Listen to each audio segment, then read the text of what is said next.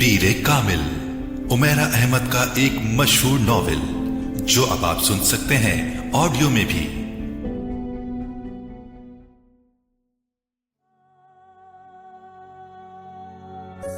मेरी जिंदगी की सबसे बड़ी ख्वाहिश बॉल पॉइंट होठों में दबाए वो सोच में पड़ गई। फिर एक लंबा सांस लेते हुए कदरे बेबसी से मुस्कुराई। बहुत मुश्किल है इस सवाल का जवाब देना। क्यों मुश्किल है? जवेरिया ने उससे पूछा। क्योंकि मेरी बहुत सारी ख्वाहिशात हैं और हर ख्वाहिश मेरे लिए बहुत अहम है, उसने सर झटकते हुए कहा। वो दोनों ऑडिटोरियम के अगले हिस्से में दीवार के साथ जमीन पर टेक लगाए बैठी थी। एफएससी क्लासेस में आज उनका 8वां दिन था और उस वक्त वो दोनों फ्री पीरियड में ऑडिटोरियम के अगले हिस्से में आकर बैठ गई थी। नमकीन मूंगफली के दानों को एक एक करके खाते हुए जवेरिया ने उससे पूछा, तुम्हारी जिंदगी की सबसे बड़ी ख्वाहिश क्या है इमामा? इमामा ने कदर हैरानी से उसे देखा और सोच में पड़ गई। पहले तुम बताओ, तुम्हारी जिंदगी की सबसे बड़ी ख्वाहिश क्या है? इमामा ने जवाब देने के बजाय उल्टा सवाल कर दिया।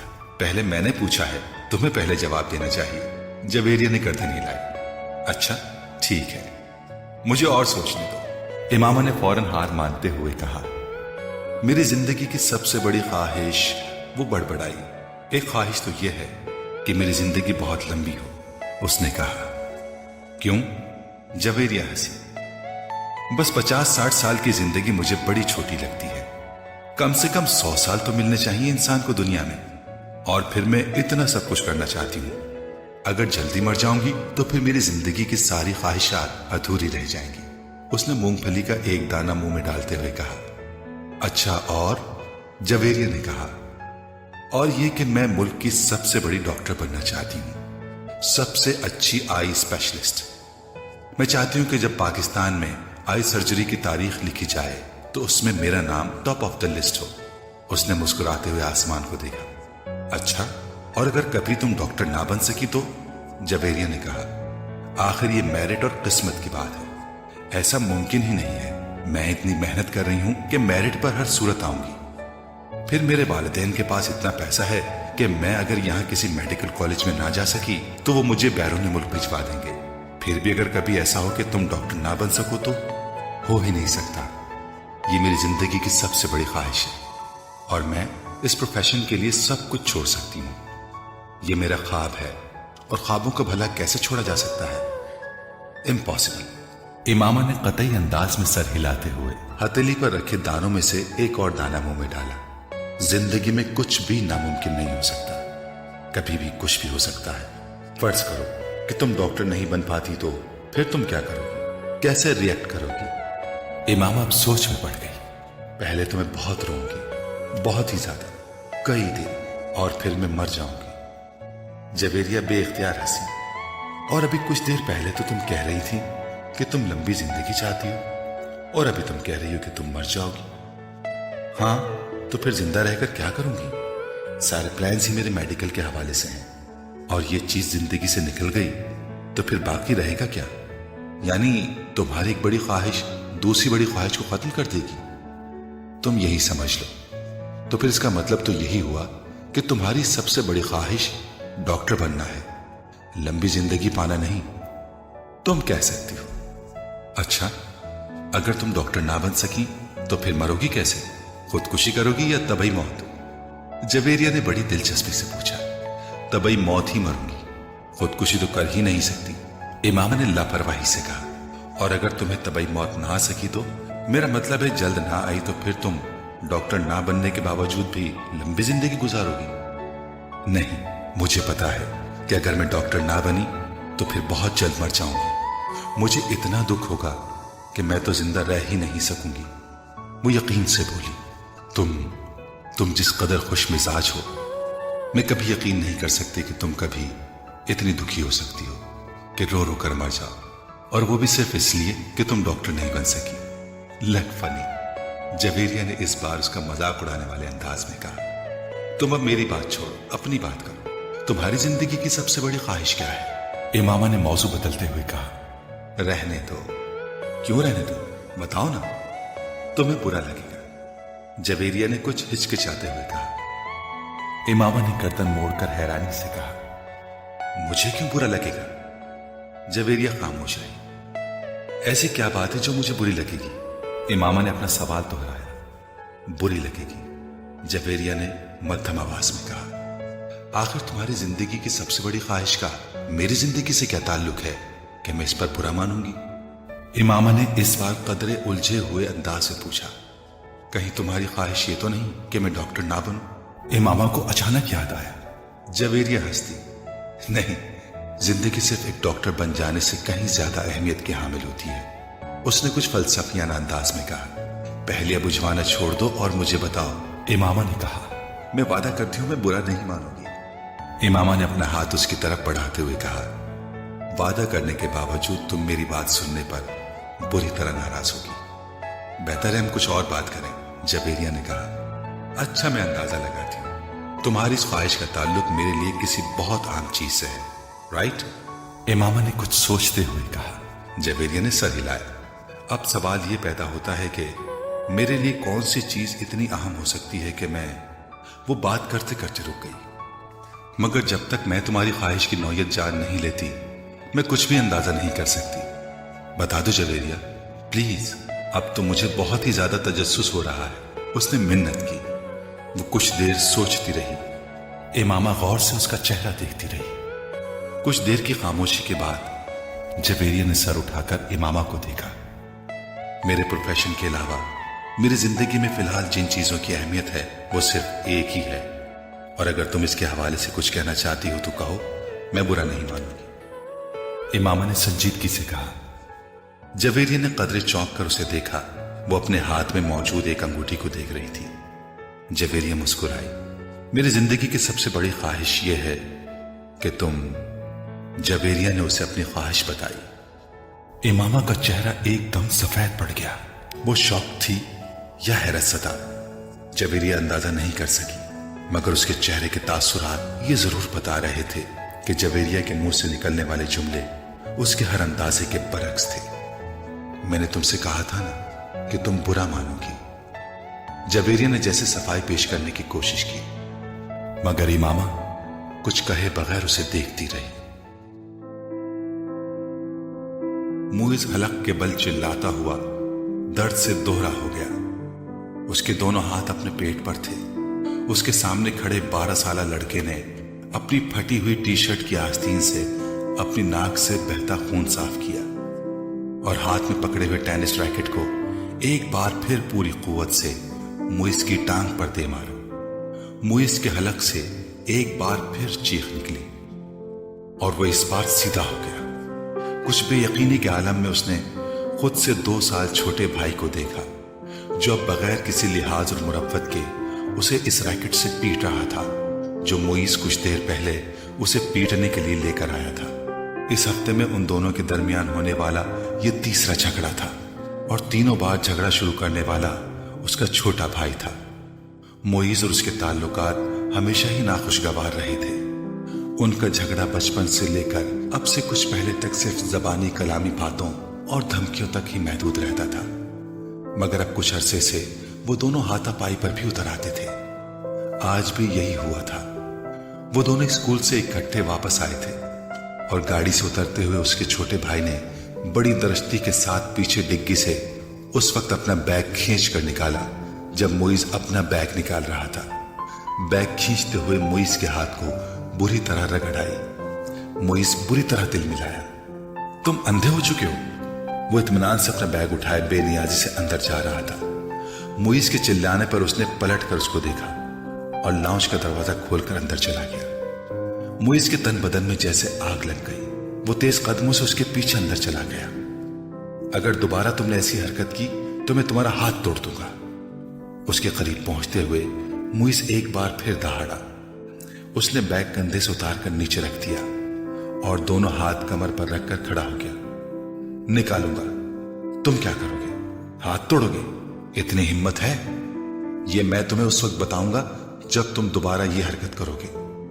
मुइज अपने कमरे की तरफ बढ़ा, मगर उसके भाई ने पूरी कुव्वत से उसका बैग खींचते हुए उसे रुकने पर मजबूर कर दिया। नहीं, तुम मुझे अभी बताओ। उसने मुइज का बैग उठाकर दूर फेंक दिया। मुइज का चेहरा सुर्ख हो गया। उसने जमीन पर पड़ा हुआ अपने भाई का बैग उठाकर दूर उछाल दिया। एक लम्हे के इंतजार किए बगैर उसके भाई ने पूरी कुव्वत से मुईज की टांग पर ठोकर मार दी। जवाबन उसने पूरी कुव्वत से छोटे भाई के मुंह पर मुक्का मारा जो उसकी नाक पर लगा। अगले ही लम्हे उसकी नाक से खून टपकने लगा।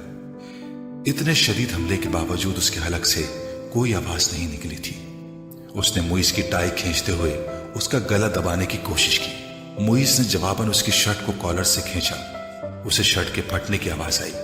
उसने पूरी कुव्वत से अपने छोटे भाई के पेट में मुक्का मारा। उसके भाई के हाथ से उसकी टाई निकल गई। ठहरो, मैं तुम्हें अब तुम्हारा हाथ तोड़कर दिखाता हूं। मुईज ने उसे गालियां देते हुए लाउंज के कोने में पड़े हुए एक रैकेट को उठा लिया।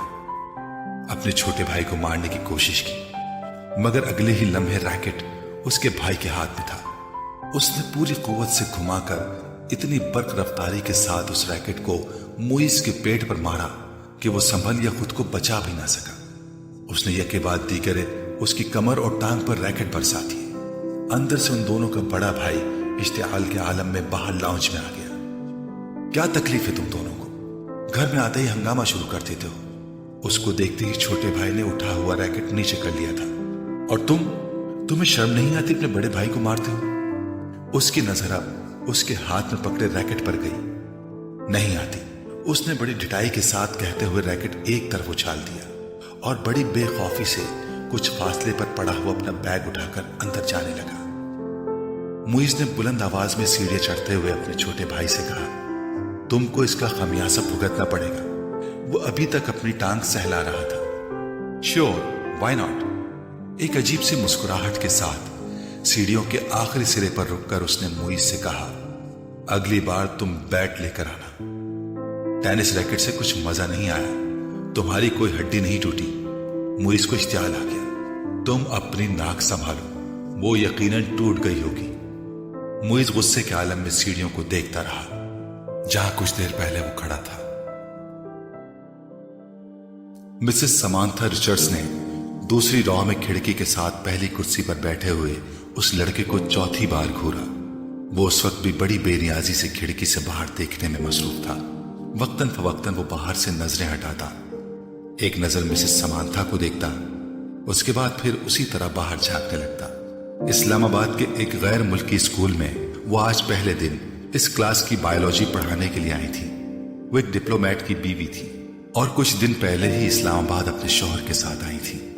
टीचिंग उनका प्रोफेशन था और जिस मुल्क में उनके शौहर की पोस्टिंग हुई वो वहां सिफारत खाने से मुंसलिक स्कूल्स में पढ़ाती रहीं। इससे पहले बायोलॉजी पढ़ाने वाली टीचर मिसेस मैरिन की स्कीम ऑफ वर्क को ही जारी रखते हुए उन्होंने क्लास के साथ कुछ इब्तिदाई तारुफ और गुफ्तगू के बाद दिल और निजाम दौरान खून की डायग्राम राइटिंग बोर्ड पर बनाते हुए उसे समझाना शुरू किया। डायग्राम की वजाहत करते हुए उन्होंने उस लड़के को खिड़की से बाहर झांकते हुए देखा।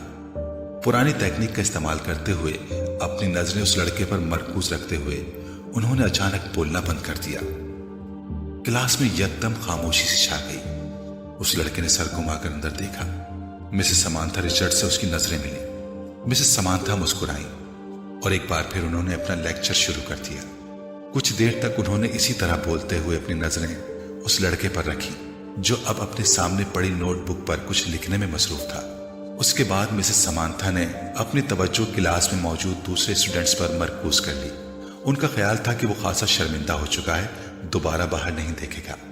मगर सिर्फ 2 मिनट बाद ही उन्होंने उसे एक बार फिर खिड़की से बाहर मुतवज्जो देखा। वो एक बार फिर बोलते बोलते खामोश हो गई। बिला तवक्कुफ उस लड़के ने गर्दन मोड़कर फिर उनकी तरफ देखा। इस बार मिसेस समांथा मुस्कुराई नहीं, बल्कि कदर संजीदगी से उसे देखते हुए एक बार फिर लेक्चर देना शुरू कर दिया। चंद लम्हे गुजरने के बाद उन्होंने राइटिंग बोर्ड को देखने के बाद दोबारा उस लड़के को देखा तो वो एक बार फिर खिड़की से बाहर कुछ देखने में मसरूफ था। इस बार गैर महसूस तौर पर उनके चेहरे पर कुछ नाराजगी नमूदार हुई और वो कुछ झुंझलाते हुए खामोश हुई। और उनके खामोश होते ही उस लड़के ने खिड़की के बाहर से अपनी नजरें हटाकर उनकी तरफ देखा। इस बार उस लड़के के माथे पर भी कुछ शिकने थी। एक नजर मिसेस समांथा को नागवारी से देखकर वो एक बार फिर खिड़की से बाहर देखने लगा। इसका अंदाजा इस कदर तौहीन आमेज था कि मिसेस समांथा रिचर्ड्स का चेहरा सुर्ख हो गया। सालार, तुम क्या देख रहे हो? उन्होंने सख्ती से पूछा। नथिंग, एक लफ्जी जवाब आया। वो अब चुभती हुई नजरों से उन्हें देख रहा था। तुम्हें पता है मैं क्या पढ़ा रही हूं?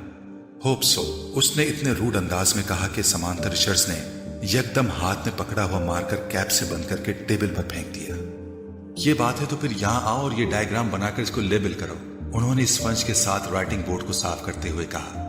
यह के बाद दीगर लड़के के चेहरे पर कई रंग आए। उन्होंने क्लास में बैठे हुए स्टूडेंट्स को आपस में नजरों का तबादला करते हुए देखा। वो लड़का अब सर्द नजरों के साथ समांथा रिचर्ड्स को देख रहा था। जैसे ही उन्होंने राइटिंग बोर्ड से आखिरी निशान साफ किया, वो अपनी कुर्सी से एक झटके के साथ उठा। तेज कदमों के साथ उसने टेबल पर पड़ा हुआ मार्कर उठाया और बर्क रफ्तारी के साथ राइटिंग बोर्ड पर डायग्राम बनाने लगा। पूरे 2 मिनट 57 सेकंड्स के बाद उसने मार्कर पर कैप लगाकर उसे मेज पर उसी अंदाज में उछाला जिस अंदाज में समांथा रिचर्ड्स ने उछाला था, और समांथा की तरफ देखे बगैर अपनी कुर्सी पर आकर बैठ गया। मिसेस रिचर्ड ने उसे मारकर उछालते या अपनी कुर्सी की तरफ जाते नहीं देखा। वो बेयकीनी के आलम में राइटिंग बोर्ड पर 3 मिनट से भी कम अरसे में बनाए जाने वाली इस लेबल डायग्राम को देख रही थी, जिसे बनाने में उन्होंने 10 मिनट लिए थे, और वो उनकी डायग्राम से ज्यादा अच्छी थी। वो कहीं भी मामूली सी गलती भी नहीं ढूंढ सकी। कुछ खफीफ सी होते हुए उन्होंने गर्दन मोड़कर एक बार फिर उस लड़के को देखा। वो फिर खिड़की से बाहर देख रहा था। वसीम ने तीसरी बार दरवाजे पर दस्तक दी। इस बार अंदर से इमामा की आवाज आई। कौन है? इमामा, मैं हूं, दरवाजा खोलो, वसीम ने दरवाजे से अपना हाथ हटाते हुए कहा। अंदर खामोशी छा गई। कुछ देर बाद दरवाजे का लॉक खुलने की आवाज सुनाई थी। वसीम ने दरवाजे के हैंडल को घुमाकर दरवाजा खोल दिया। इमामा उसकी जानिब पुश्त किए अपने बेड की तरफ बढ़ी। तुम्हें इस वक्त क्या काम आन पड़ा है मुझसे? आखिर तुमने इतनी जल्दी दरवाजा क्यों बंद कर लिया था? अभी तो 10 बजे हैं, वसीम कमरे में दाखिल होते हुए बोला। बस नींद आ रही थी मुझे।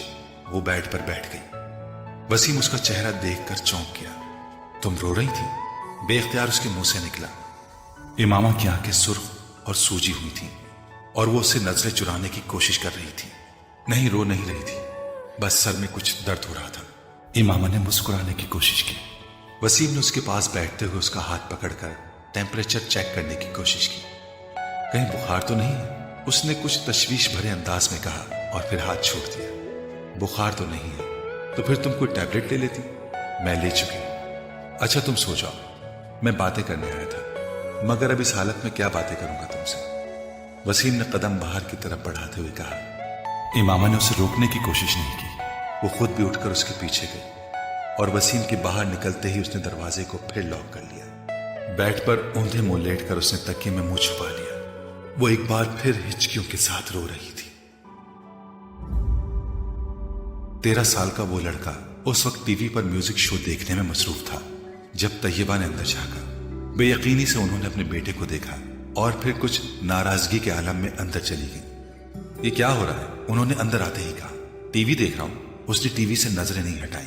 टीवी देख रहा हूं? फॉर गॉड सेक, तुम्हें एहसास है कि तुम्हारे पेपर्स हो रहे हैं? तैयबा ने उसके सामने आते हुए कहा। So what? उस लड़के ने इस बार कुछ खफगी से कहा। So what? तुम्हें इस वक्त अपने कमरे में किताबों के दरमियान होना चाहिए, ना कि यहां इस बेहुदा शो के सामने, तैयबा ने डांटा। मुझे जितना पढ़ना था मैं पढ़ चुका हूं, आप सामने से हट जाएं। उसके लहजे में नागवारी थी। फिर भी उठो और अंदर जाकर पढ़ो, तैयबा ने इस तरह खड़े खड़े उससे कहा। ना मैं यहां से उठूंगा ना अंदर जाकर पढ़ूंगा।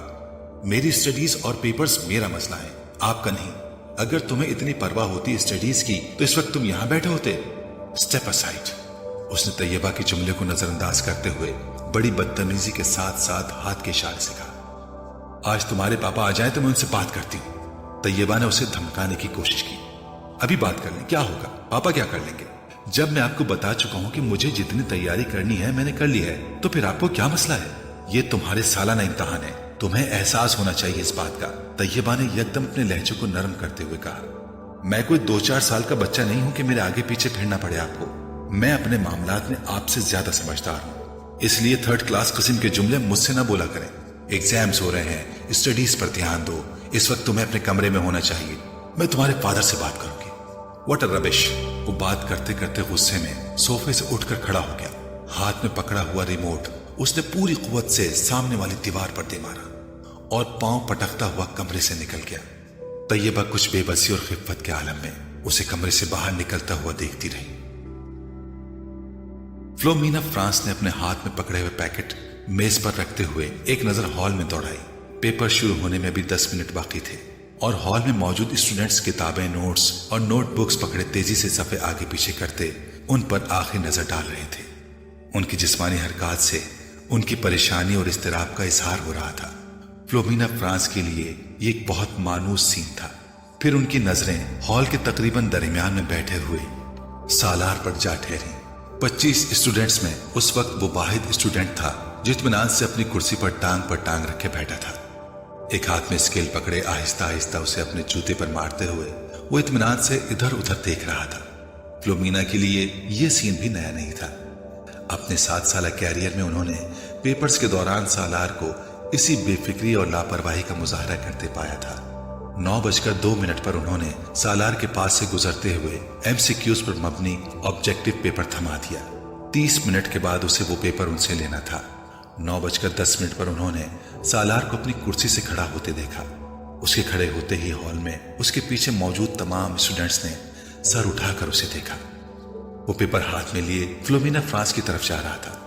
فلومینا فرانس کے لیے یہ بھی نیا سین نہیں تھا، وہ پہلے بھی یہی کچھ دیکھتی آئی تھی۔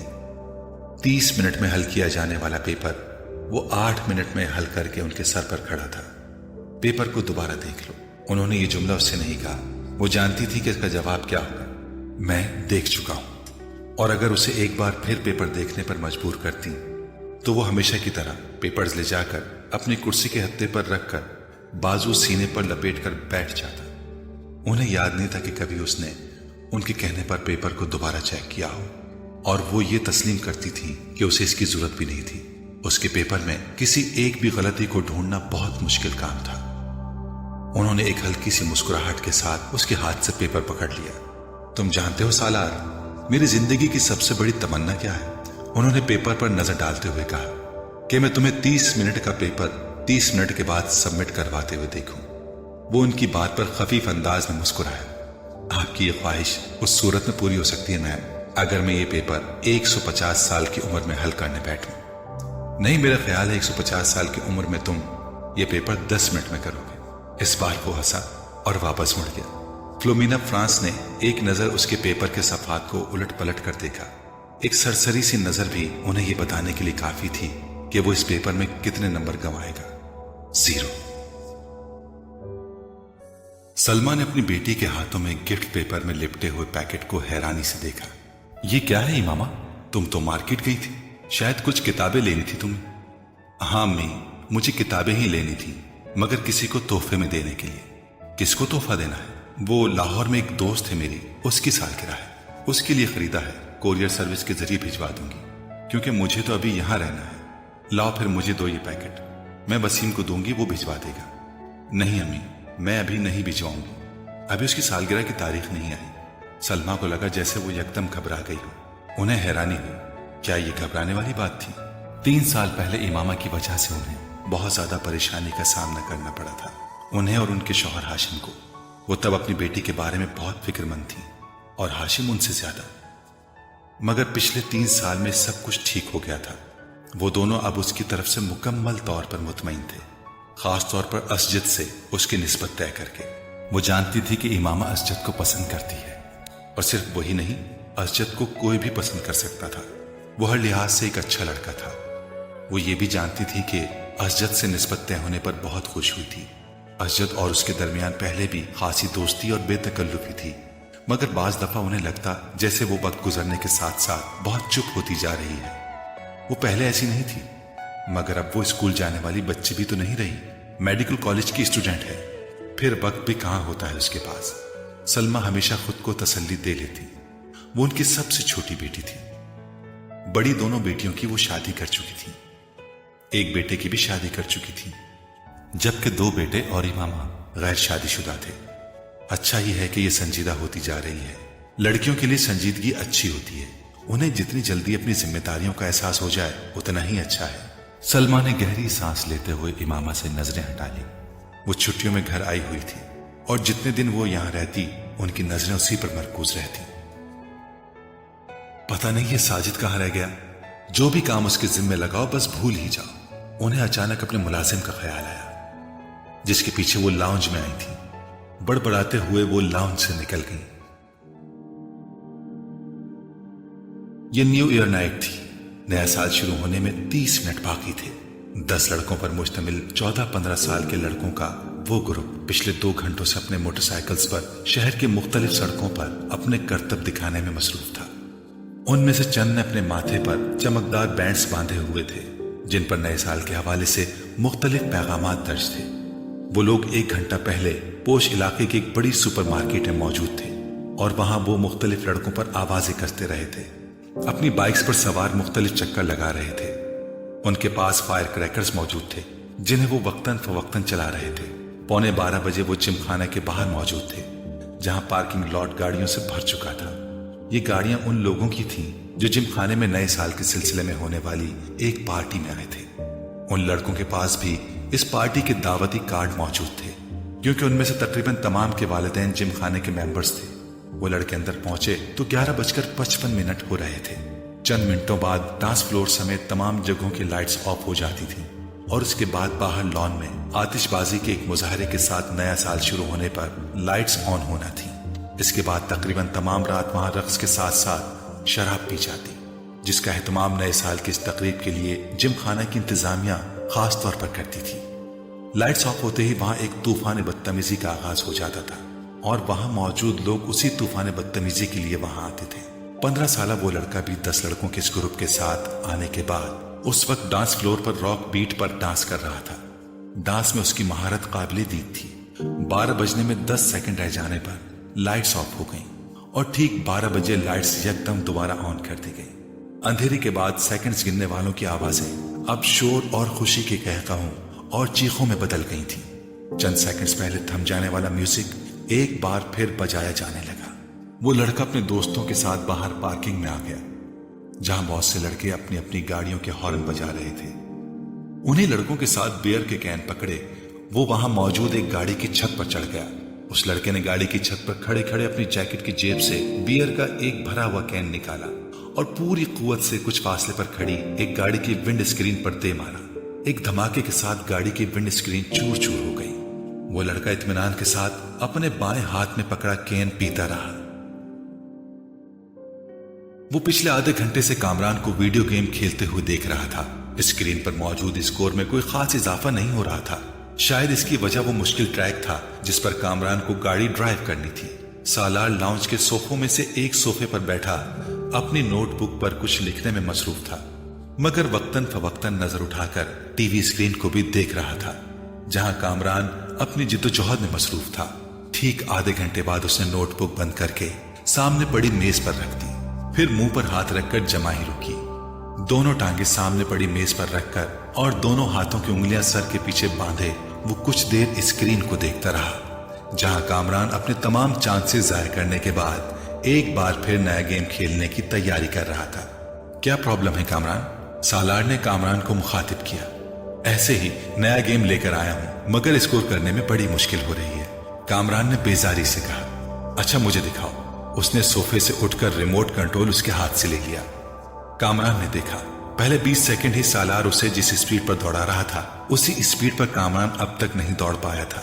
جو ٹریک اسے بہت مشکل لگ رہا تھا وہ سالار کے سامنے ایک بچکانہ چیز محسوس ہو رہا تھا. 1 منٹ بعد وہ جس اسپیڈ پر گاڑی دوڑا رہا تھا اس اسپیڈ پر کامران کے لیے اس پر نظریں جمانا مشکل ہو گیا جبکہ سالار اس اسپیڈ پر بھی گاڑی کو مکمل طور پر کنٹرول کیے ہوئے تھا. 3 منٹ کے بعد کامران نے پہلی بار گاڑی کو ڈگمگاتے اور پھر ٹریک سے اتر کر دھماکے کے ساتھ تباہ کرتے دیکھا. کامران نے کچھ مسکراتے ہوئے مڑ کر سالار کو دیکھا. گاڑی کیوں تباہ ہوئی تھی؟ وہ جان گیا تھا کہ ریموٹ اب سالار کے ہاتھ کے بجائے میز پر پڑا تھا. وہ اپنی نوٹ بک اٹھائے کھڑا ہو رہا تھا. کامران نے سر اٹھا کر اسے دیکھا. بہت بورنگ گیم ہے، کامران نے تبصرہ کیا اور کامران کی ٹانگوں کو پھلانگتے ہوئے لاؤنج سے باہر نکل گیا. کامران ہونٹ بھینچے 7 ہندسوں پر مبنی اس اسکور کو دیکھ رہا تھا جو اسکرین کے کونے میں جگمگا رہا تھا. کچھ نہ سمجھ آنے والے انداز میں اس نے بیرونی دروازے کو دیکھا جس سے وہ غائب ہوا تھا. وہ دونوں ایک بار پھر خاموش تھے. اسجد کو الجھن ہونے لگی. امامہ اتنی کم گو نہیں تھی जितनी उसके सामने हो जाती थी। पिछले आधे घंटे में उसने गिनती के लफ्ज बोले थे। वो उसे बचपन से जानता था। वो बहुत खुश मिजाज थी। उन दोनों की निस्बत ठहराए जाने के बाद भी इब्तदाई साल में उसमें कोई तब्दीली नहीं आई।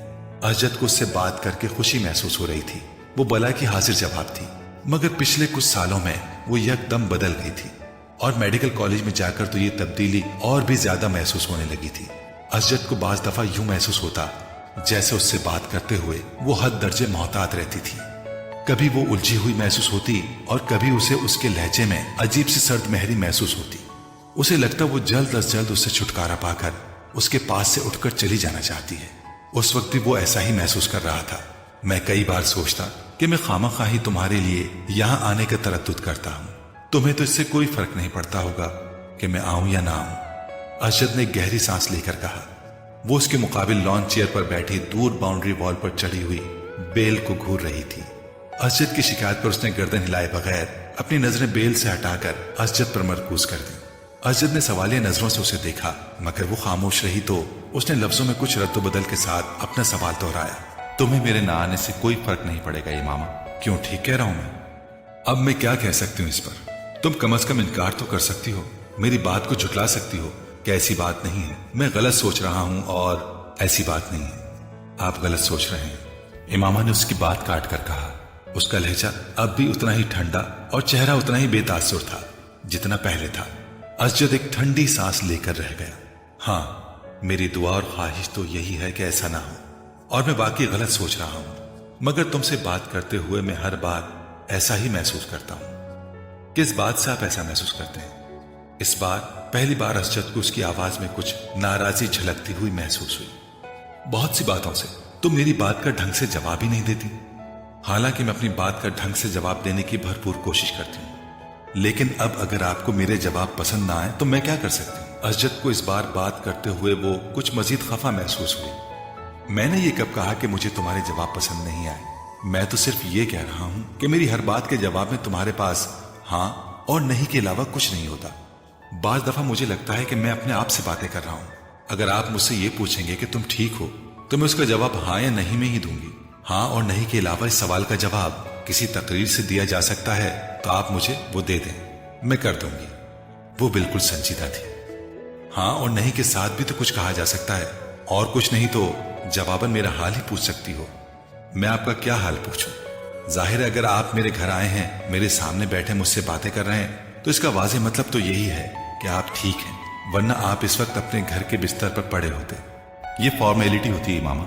अरे आप जानते नहीं, मैं फॉर्मेलिटीज पर यकीन नहीं रखती। आप भी मुझसे मेरा हाल ना पूछा करें, मैं बिल्कुल माइंड नहीं करूंगी। अरशद जैसे लाजवाब हो गया। ठीक है, फॉर्मेलिटीज को छोड़ो, बंदा कोई और बात कर लेता है, कुछ डिस्कस कर लेता है, अपनी मसरूफियात के बारे में ही कुछ बता देता है। अरशद, मैं आपसे क्या डिस्कस करूं? आप बिजनेस करते हैं, मैं मेडिकल स्टूडेंट हूं। आपसे मैं क्या पूछूं? स्टॉक मार्केट की पोजीशन, ट्रेंड बुलिश था या बियरिश, इंडेक्स में कितने पॉइंट्स का इजाफा हुआ, या अगली कंसाइनमेंट कहां भेज रहे हैं, इस बार गवर्नमेंट ने आपको कितनी रिबेट दी? उसका लहजा अब भी उतना ही सर था। या आपसे एनाटॉमी डिस्कस करूं, कौन से अवामिल इंसान के जिगर को मुतासिर करते हैं? बाईपास सर्जरी में इस साल कौन सी नई टेक्निक इस्तेमाल की गई है? दिल की धड़कन बहाल करने के लिए कितने से कितने वोल्ट का इलेक्ट्रिक शॉक दिया जा सकता है? तो हम दोनों की मसरूफियात तो ये हैं। अब इनके बारे में डिस्कशन से आप और मैं मोहब्बत और बेतकल्लुफी की कौन सी नई मंजिलें तय करेंगे? वो मेरी समझ से बाहर है। अरशद का चेहरा सुर्ख हो गया। अब वो इस लम्हे को कोस रहा था जब उसने इमामा से शिकायत की थी। और भी तो मसरूफियात होती हैं इंसान की। अरशद ने कदरे कमजोर लहजे में कहा, नहीं, पढ़ाई के अलावा मेरी तो और कोई मसरूफियात नहीं है। इमामा ने कतईयत से सर हिलाते हुए कहा, पहले भी तो हम दोनों आपस में बहुत सी बातें करते थे। इमामा ने उसकी बात काट दी। पहले की बात छोड़ें, अब मैं वक्त जाया करना अफोर्ड नहीं कर सकती। हैरत मुझे आप पर हो रही है कि आप बिजनेसमैन होकर इतनी इमेच्योर और इमोशनल सोच रखते हैं। आपको तो खुद बहुत प्रैक्टिकल होना चाहिए। अरशद कुछ न बोल सका। हम दोनों के दरमियान जो रिश्ता है वो हम दोनों जानते हैं। अब अगर आप मेरी प्रैक्टिकल अप्रोच को बेइल्तिफाती, बेनियासी, नाराजी समझें तो मैं क्या कर सकती हूँ? मैं आपके साथ यहाँ बैठी हूँ तो इसका मतलब यही है कि मैं इस रिश्ते को अहमियत देती हूँ, वरना कोई अजनबी तो इस तरह यहाँ मेरे साथ बैठकर चाय नहीं पी सकता। वो एक लम्हे के लिए रुकी اور جہاں تک اس بات کا تعلق ہے کہ آپ کے آنے یا نہ آنے سے مجھے کوئی فرق پڑے گا یا نہیں، حقیقت یہ ہے کہ ہم دونوں ہی بہت مصروف رہتے ہیں۔ ہم ماڈرن ایج کی پیداوار ہیں، نہ میں کوئی ہیر ہوں اور نہ آپ رانجھے کے قبیلے سے تعلق رکھتے ہیں کہ میرے لیے گھنٹوں یہ فریضہ سر انجام دیں۔ سچ یہی ہے کہ فرق واقعی نہیں پڑتا کہ ہم دونوں ملیں یا نہ ملیں، باتیں کریں یا نہ کریں، ہمارا رشتہ وہی رہے گا جو اب ہے۔ یا آپ کو لگتا ہے اس میں کوئی تبدیلی آ سکتی ہے؟ اگر اسجد کے ماتھے پر پسینہ نہیں آیا تھا تو اس کی واحد وجہ دسمبر کا مہینہ تھا۔ ان دونوں کی عمر میں 8 سال کا فرق تھا، مگر اس وقت پہلی بار اسجد کو یہ فرق 18 سال کا محسوس ہوا۔ وہ اسے اپنے آپ سے 18 سال بڑی لگنے لگی تھی۔ 2 ہفتے پہلے وہ 19 کی ہوئی تھی، مگر اس وقت اسجد کو لگ رہا تھا جیسے وہ ٹین ایج سے سیدھی ادھیڑ عمر میں چلی گئی تھی۔ وہ خود ایک بار پھر پریٹین میں آ گیا تھا۔ ٹانگ پر ٹانگ رکھتے اسجد کے چہرے پر نظریں جمائے اسی بے تاثر انداز میں اس کے جواب کی منتظر تھی۔ اسجد نے کرسی کے ہتھے پر ٹکے اس کے ہاتھ میں منگنی کی انگوٹھی کو دیکھا اور کھنکار کر اپنا گلا صاف کرنے کی کوشش کی۔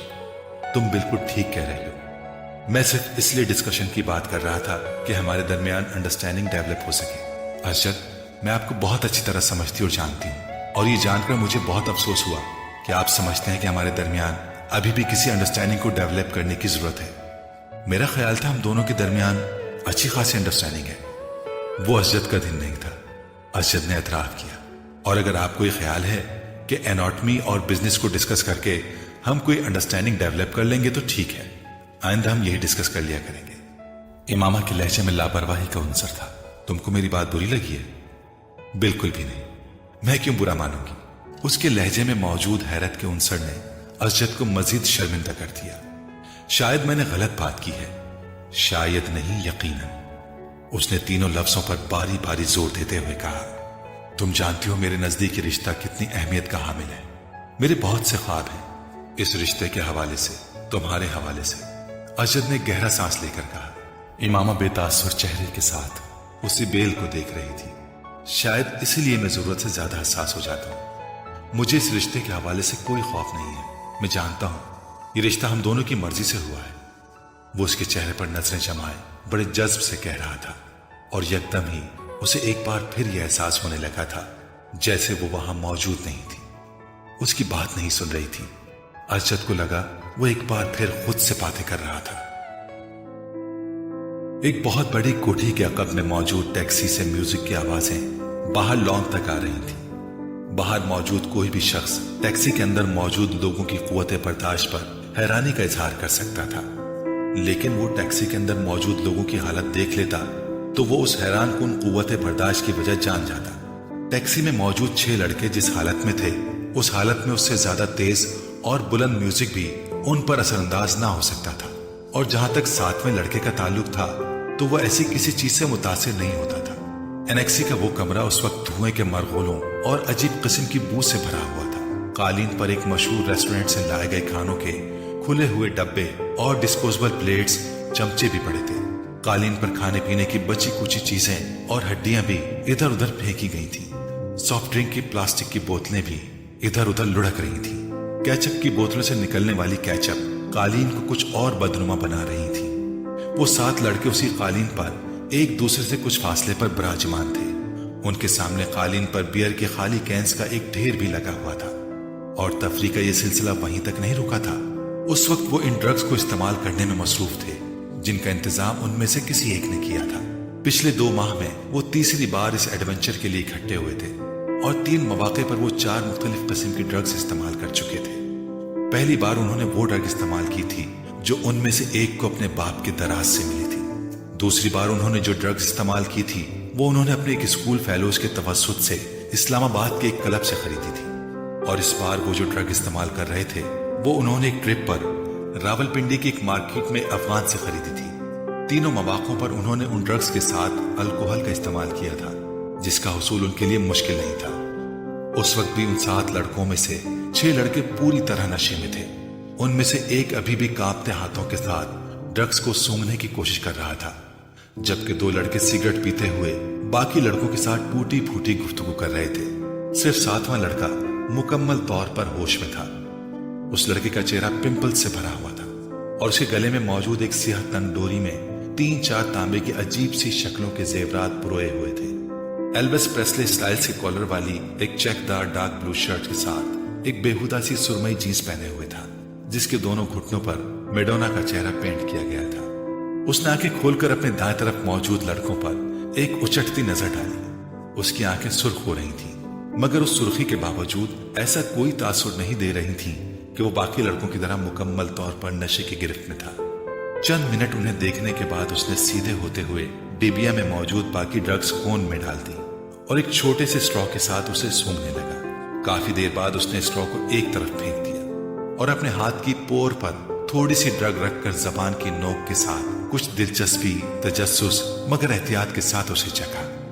दूसरे ही लम्हे उसने बर्क रफ्तारी के साथ अपने बाएं जानिब थूका। ड्रग यकीनन बहुत अच्छी क्वालिटी की थी।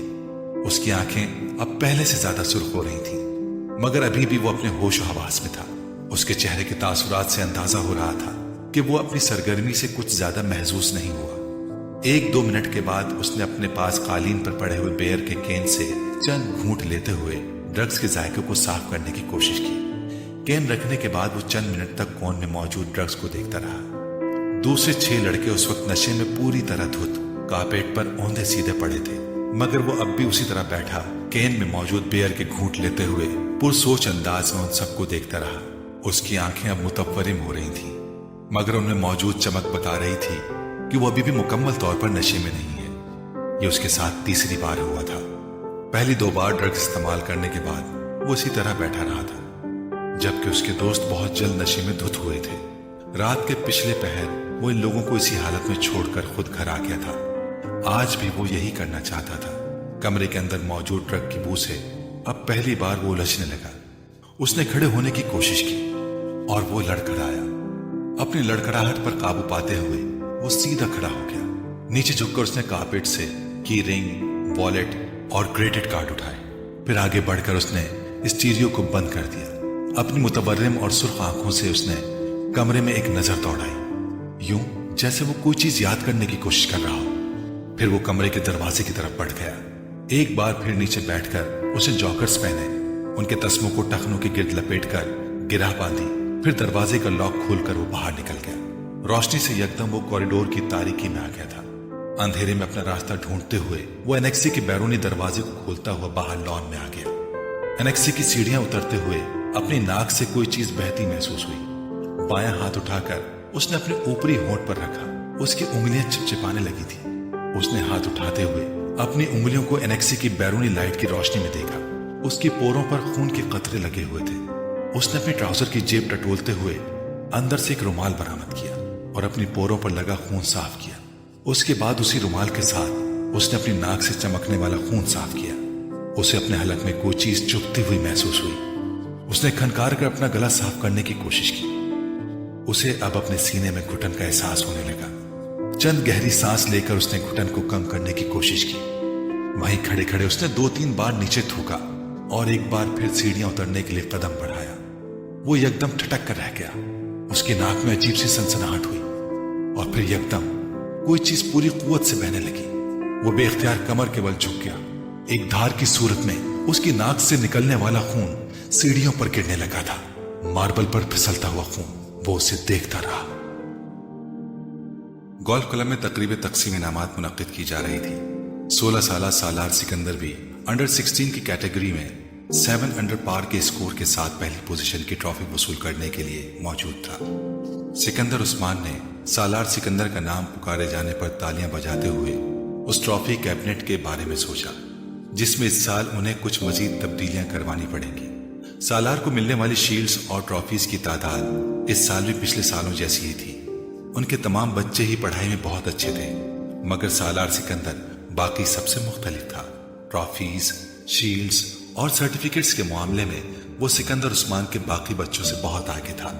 150 IQ लेवल के हामिल उस बच्चे का मुकाबला करना उनमें से किसी के लिए भी मुमकिन था भी नहीं। फखरी अंदाज में तालियां बजाते हुए सिकंदर उस्मान ने दाएं तरफ बैठी अपनी बीवी से सरगोशी में कहा, ये गोल्फ में उसकी 13वीं और इस साल की 4थी ट्रॉफी है। हर चीज का हिसाब रखते हो तुम, उसकी बीवी ने मुस्कुराते हुए जैसे कदरे सताइशी अंदाज में अपने शौहर से कहा, जिसकी नजरें उस वक्त मेहमान खुसूसी से ट्रॉफी वसूल करते हुए सालार पर मरकूज थी। सिर्फ गोल्फ का और क्यों, वो तुम अच्छी तरह जानती हो। सिकंदर उस्मान ने अपनी बीवी को देखा जो अब सेट की तरफ जाते हुए सालार को देख रही थी। आई बेट अगर ये उस वक्त मुकाबले में शिरकत करने वाले प्रोफेशनल खिलाड़ियों के साथ खेल रहा होता तो भी उस वक्त उसके हाथ में यही ट्रॉफी होती। सिकंदर उस्मान ने बेटे को दूर से देखते हुए कुछ फखरी अंदाज में दावा किया। सालार अब अपनी सीट के अतराफ में मौजूद दूसरी सीटों पर मौजूद दूसरे इनामात हासिल करने वालों से हाथ मिलाने में मसरूफ था। उसकी बीवी को सिकंदर उस्मान के दावे पर कोई हैरानी नहीं हुई, क्योंकि वो जानती थी सालार के बारे में ये एक बाप का जज्बाती जुमला नहीं था, वो वाकई इतना ही गैर मामूली था। उसे 2 हफ्ते पहले अपने भाई जुबैर के साथ इसे गोल्फ कोर्स पर 18वां होल पर खेले जाने वाला गोल्फ मैच याद आया। रफ में तफाकत गिर जाने वाली एक बॉल को वो जिस सफाई और महारत के साथ वापस ग्रीन पर लाया था, उसने जुबैर को महवे हयात कर दिया। वो पहली बार सालार के साथ गोल्फ खेल रहा था। मुझे यकीन नहीं आ रहा 18 होल के खात्मे तक किसी को भी ये याद नहीं था कि उसने ये जुमला कितनी बार बोला था। रफ से खेले जाने वाली शॉट ने अगर उसे महवे हैरत किया था तो सालार सिकंदर के पटर्स ने उसे दम बखुद कर दिया था। गेंद को होल में जाते देखकर उसने क्लब के सहारे खड़े खड़े सिर्फ गर्दन मोड़कर आंखों ही आंखों में सालार सिकंदर और उसके होल के दरमियान मौजूद फासले को नापा था और जैसे बेयकीनी से सर हिलाते हुए सालार को देखा। आज सालार साहब अच्छा नहीं खेल रहे। जुबैर ने मुड़कर बेयकीनी के आलम में अपने पीछे खड़े कैडी को देखा जो गोल्फ कार्ट को पकड़े सालार को देख के बड़बड़ा रहा था। अभी अच्छा नहीं खेल रहा? जुबैर ने इस्तेहजाजी अंदाज में क्लब के कैडी को देखा। हाँ साहब, वरना बॉल कभी रफ में ना जाती, कैडी ने बड़े मामूली अंदाज में उन्हें बताया। आप आज यहाँ पहली बार खेल रहे हैं और सालार साहब पिछले 7 साल से यहाँ खेल रहे हैं। मैं इसीलिए कह रहा हूं कि आज वो अच्छा नहीं खेल रहे। कैडी ने जुबैर की मालूमात में इजाफा किया और जुबैर ने अपनी बहन को देखा जो फखरी अंदाज में मुस्कुरा रही थी। अगली बार मैं पूरी तैयारी के साथ आऊंगा और अगली बार खेल की जगह का इंतखाब भी मैं करूंगा। जुबैर ने कुछ खिफ्फत के आलम में अपनी बहन के साथ सालार की तरफ जाते हुए देखा। एनी टाइम एनी प्लेस, उन्होंने सालार की तरफ अपने भाई को पुरएतमाद अंदाज में चैलेंज करते हुए कहा। मैं तुम्हें इस वीकेंड पर टीए और डीए के साथ कराची बुलवाना चाहता हूं, उन्होंने सालार के करीब पहुंचकर हल्के फुल्के अंदाज में कहा। सालार मुस्कुराया। किस लिए? मेरे बिहाफ पर तुम्हें कराची चैम्बर ऑफ कॉमर्स के सदर के साथ एक मैच खेलना है। मैं इस बार इलेक्शंस में उससे हारा हूं। वो अगर किसी से गोल्फ का मैच हार गया तो उसे हार्ट अटैक हो जाएगा, और वो भी एक बच्चे के हाथों। So let's settle the scores. वो अपने भाई की बात पर हंसी थी, मगर सालार के माथे पर चंद बल नमूदार हो गए थे। बच्चा? उसने उनके जुमले में मौजूद वाहिद काबिल एतराज लफ्ज पर जोर देते हुए उसे दोहराया। मेरा ख्याल है अंकल, मुझे कल आपके साथ 18 होल्स का एक और गेम खेलना पड़ेगा। अजद दरवाजा खोलकर अपनी मां के कमरे में दाखिल हुआ। अम्मी, आपसे एक जरूरी बात करनी है। हाँ कहो, क्या बात है? अजद सोफे पर बैठ गया। आप हाशिम अंकल की तरफ नहीं गई? नहीं, क्यों, खास बात है? हाँ, इमामा इस वीकेंड पर आई हुई है। अच्छा, आज शाम को चलेंगे। तुम गए थे वहां? शकीला ने मुस्कुराते हुए कहा। हाँ, मैं गया था। कैसी है वो? इस बार तो खासे अरसे बाद आई है, शकीला को याद आया। हाँ, 2 माह बाद। शकीला को अजद कुछ उलझा हुआ लगा। कोई मसला है? अम्मी, मुझे इमामा पिछले काफी अरसे से बहुत बदली बदली लग रही है, उसने गहरा सांस लेते हुए कहा। बदली बदली? क्या मतलब? मतलब तो मैं शायद आपको नहीं समझा सकता, बस उसका रवैया मेरे साथ कुछ अजीब सा है, अरशद ने कंधे उचकाते हुए कहा। आज तो वो एक मामूली सी बात पर नाराज हो गई, पहले जैसी कोई बात नहीं रही उसमें। मैं समझ नहीं पा रहा उसे हुआ क्या है। तुम्हें वहम हो गया होगा अरशद, उसका रवैया क्यों बदलने लगा? तुम कुछ ज्यादा ही जज्बाती होकर सोच रहे हो। शकीला ने उसे हैरानी से देखा। नहीं अम्मी, पहले मैं भी यही समझ रहा था कि शायद मुझे वहम हो गया है, लेकिन अब खास तौर पर आज मुझे अपने ये एहसासात वहम नहीं लगे। वो बहुत उखड़े अंदाज से बात करती रही मुझसे।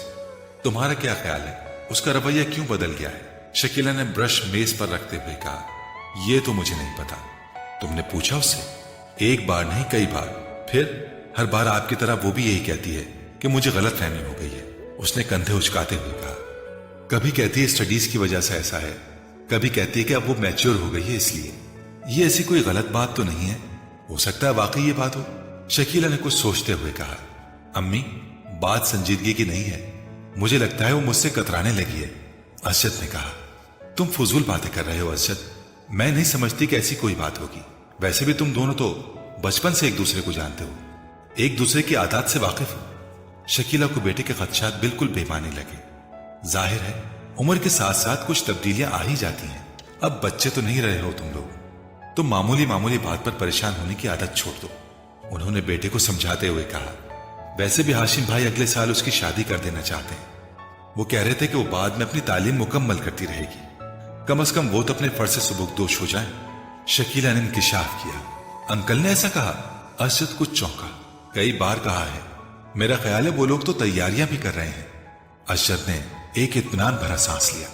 हो सकता है मामा इसी वजह से कदरे परेशान हो। हाँ हो सकता है, बहरहाल यही सही है, अगले साल शादी हो जानी चाहिए, अरशद ने कुछ मुतमईन होते हुए कहा। वो 16-17 साल का एक दुबला पतला मगर लंबा लड़का था। उसके चेहरे पर बलूगत का वो गहरा रुआं नजर आ रहा था जिसे एक बार भी शेव नहीं किया गया था, और उस रुए ने उसके चेहरे की मासूमियत को बरकरार रखा था। वो स्पोर्ट्स शॉर्ट्स और एक ढीली ढाली शर्ट पहने हुए था। उसके पैरों में कॉटन की जुराबें और जॉगर्स थे। च्युइंगम चबाते हुए उसकी आंखों में एक अजीब तरह की बेचैनी और इस्तिराब था। वो उस वक्त एक पुरहुजूम सड़क के बीचों बीच एक हैवी ड्यूटी मोटरसाइकिल पर बैठा हुआ तेजी से तकरीबन उसे उड़ाए ले जा रहा था। वो किसी किस्म के हेलमेट के बगैर था और वो बहुत रश अंदाज से मोटरसाइकिल को चला रहा था।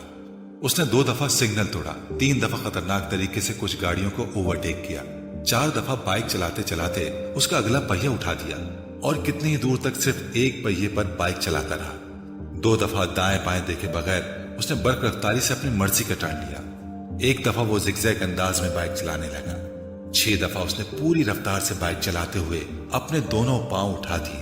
फिर यकदम उसी रफ्तार से बाइक चलाते हुए उसने वन वे की खिलाफ वर्जी करते हुए उस लेन को तोड़ा और दूसरी लाइन में जन्नाटे के साथ घुस गया। सामने से आती हुई ट्रैफिक की ब्रेकें यकदम चरचराने लगी।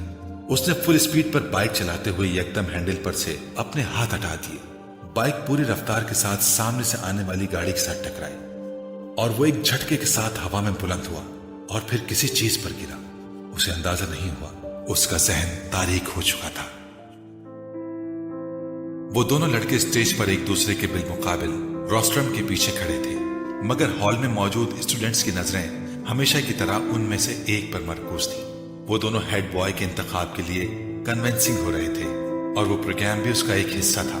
दोनों के रोस्ट्रम पर एक एक पोस्टर लगा था, जिनमें से एक पर वोट फॉर सालार और दूसरे पर वोट फॉर फैजान लिखा था। उस वक्त फैजान हेड बॉय बन जाने के बाद अपने मुमकिन इक़दामात का ऐलान कर रहा था, जबकि सालार पूरी संजीदगी के साथ उसे देखने में मसरूफ था। फैजान स्कूल का सबसे अच्छा मुकर्रिर था और उस वक्त भी वो अपने जोश खिताबत के कमाल दिखाने में मसरूफ था और उसे ब्रिटिश लहजे में बात कर रहा था जिसके लिए वो मशहूर था।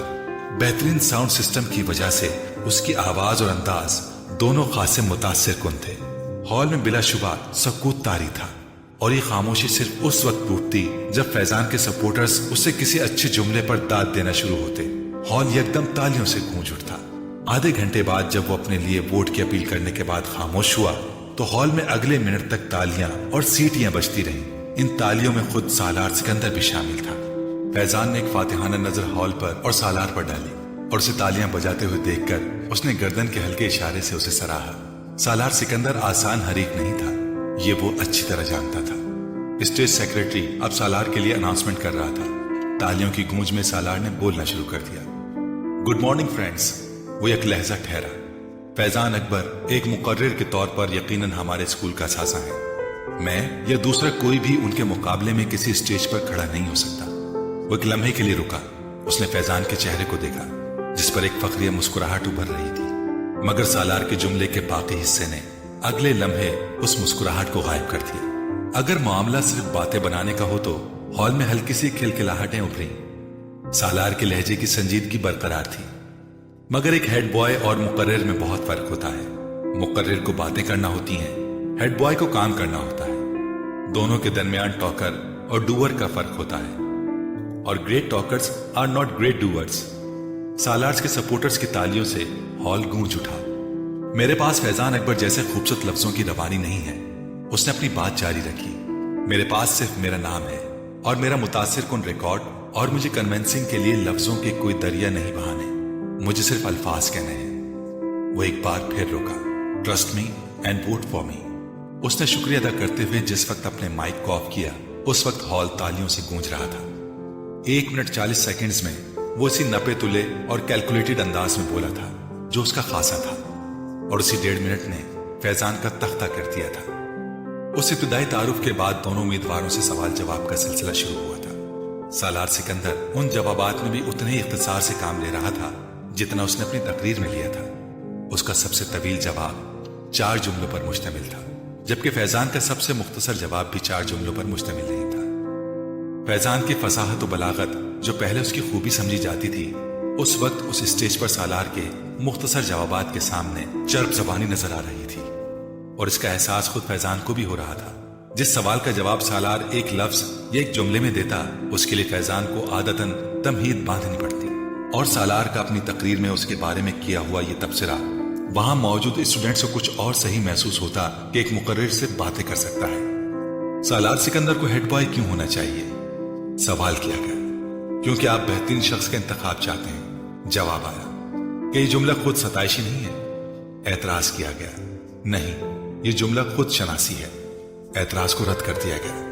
खुद सताइशी और खुद शनासी में क्या फर्क है? एक बार फिर चुपते हुए लहजे में पूछा गया, वही जो फैजान अकबर और सालार सिकंदर में है। संजीदगी से कहा गया, अगर आपको हेड बॉय ना बनाया तो आपको क्या फर्क पड़ेगा? फर्क मुझे नहीं, आपको पड़ेगा। कैसे? अगर बेहतरीन आदमी को मुल्क का लीडर ना बनाया जाए तो फर्क कौम को पड़ता है, उस बेहतरीन आदमी को नहीं। आप अपने आप को बेहतरीन आदमी कह रहे हैं। एक बार फिर एतराज किया गया, क्या इस हॉल में कोई ऐसा है जो खुद को बुरे आदमी के साथ इक्वेट करे? हो सकता है हो, फिर मैं उससे मिलना चाहूंगा। हॉल में हंसी की आवाजें उभरी। हेड बॉय बनने के बाद सालार सिकंदर जो तब्दीलियां लाएगा उसके बारे में बताएं। तब्दीलियां बताई नहीं जाती, दिखाई जाती हैं, और ये काम हेड बॉय बनने से पहले नहीं कर सकता। चंद और सवाल किए गए। फिर स्टेज सेक्रेटरी ने हाज़रीन में से एक आखिरी सवाल लिया। वो एक श्रीलंकन लड़का था जो कुछ शरारती अंदाज में मुस्कुराते हुए खड़ा हुआ। अगर आप मेरे एक सवाल का जवाब दे दें तो मैं और मेरा पूरा ग्रुप आपको वोट देगा। सालार उसकी बात पर मुस्कुराया। जवाब देने से पहले मैं जानना चाहूंगा कि आपके ग्रुप के कितने लोग हैं? उसने पूछा। 6, उस लड़के ने कहा। सालार ने सर हिलाया। ओके, सवाल करें। आपको कुछ हिसाब किताब करते हुए मुझे बताना है कि अगर हम 2,67,895 में 9,52,852 को जमा करें, फिर उसमें से 3,99,999 को तफरीक करें, फिर उसमें 9,29,292 को जमा करें, और उसे वो श्रीलंकन लड़का ठहर ठहर कर एक कागज पर लिखा हुआ एक सवाल पूछ रहा था। 6 के साथ ज़रब दें, फिर उसे 2 के साथ तकसीम करें, और जवाब में 4,92,359 को जमा कर दें तो क्या जवाब आएगा? वो लड़का अपनी बात मुकम्मल ना कर सका।